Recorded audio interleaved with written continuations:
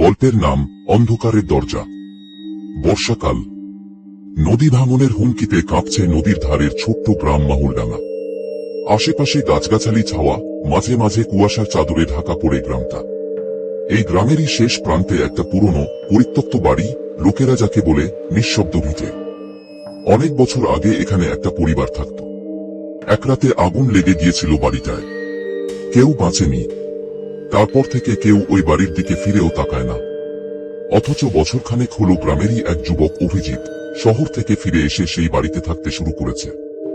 লোকজন ভাবে পড়াশোনা করে শহরের ছেলে কি আর এইসব ভূত প্রেত বিশ্বাস করে, কিন্তু সত্যিটা একটু অন্যরকম। অভিজিতের প্রথম রাত। বাড়িটা অদ্ভুত শান্ত। চারদিকে শুধু ঝিঁঝিঁর ডাক, কখনো ঘুঘুর কান্না। প্রথম রাতে অভিজিৎ টের পায় এই নীরবতার ভিতরেই লুকিয়ে আছে একটা অদৃশ্য শব্দ। মাঝরাতে হঠাৎ করে তার দরজার কাছে হালকা কড়া নাড়ার শব্দ শোনা যায়। সে উঠে দেখে কেউ নেই। দরজার বাইরে শুধু ভেজা মাটি আর লম্বা একটা দাগ, যেন কেউ হাত দিয়ে টেনেছে মাটি। দিনের পর দিন কুয়াশা আর স্বপ্ন। পরের কয়েকদিন অভিজিৎ স্বপ্ন দেখে একটা ছোট্ট মেয়ে, পোড়া চামড়া, চোখে কোনো পাতা নেই, শুধু তাকিয়ে থাকে। সে বলে কিছু না, শুধু একটা দরজার দিকে দেখিয়ে যায়, বাড়িটার পুরনো পেছনের দরজা, যেটা সব সময় বন্ধই থাকে।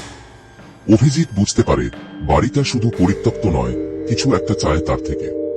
পেছনের দরজা খুলে গেল। এক রাতে ঝড়ের মাঝে হঠাৎ পেছনের দরজাটা খোলা পায় সে। বাতাসে দুলছে দরজার পাত। ভেতরে অন্ধকার, যেন কুয়োর মতো গভীর। টর্চ ফেলতেই দেখা যায় একটা সরু সিঁড়ি নিচে নেমে গেছে। অভিজিৎ সাহস করে নিচে নামে। ঘরে পা রেখেই তার মনে হয় কেউ তার পিছনেই নিঃশ্বাস নিচ্ছে, কিন্তু ফিরলে কেউ নেই। ভেতরে ছোট একটা ঘর, ছাই, পোড়া কাঠ, আর মাঝখানে একটা আয়না। আয়নায় নিজের প্রতিবিম্ব দেখতে গিয়ে হঠাৎ দেখে তার পিছনে দাঁড়িয়ে সেই মেয়েটা, মুখটা আধপোড়া, চোখ নেই, মুখে অদ্ভুত হাসি। আয়নার ভিতর। তারপর সে দেখতে পায় আয়নার ভেতরেই চলে গেছে সে। বাইরের পৃথিবী নিঃশব্দ। সে চিৎকার করে, কিন্তু কোনো শব্দ নেই। আয়নার বাইরে দেখা যায় একটা অবিকল তার মতো দেখতে মানুষ হাসছে। আর সেই মানুষটা উঠে পড়ে, ঘরের দরজা খুলে বাইরে চলে যায়। অভিজিৎ রয়ে যায় ভিতরটা ঘরে, বন্দি, নিঃশব্দে। গ্রামের লোকেরা দেখে অভিজিৎ দিনকে দিন অদ্ভুত হয়ে যাচ্ছে। কম কথা বলে, মাঝরাতে জঙ্গলে ঘুরে বেড়ায়। চোখে একটা অদ্ভুত স্থিরতা। একদিন এক বাচ্চা ছেলে বলল, ভাইয়া নাকি আয়নার সামনে দাঁড়িয়ে কার সাথে যেন কথা বলছিল।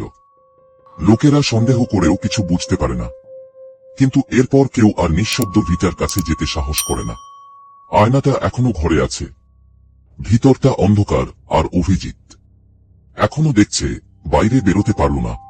আপনাদের ভিডিওটি ভালো লাগলে দয়া করে একটা লাইক করে দেবেন, আর এরকম আরো ভিডিও পেতে চ্যানেলটিকে সাবস্ক্রাইব করে রাখুন।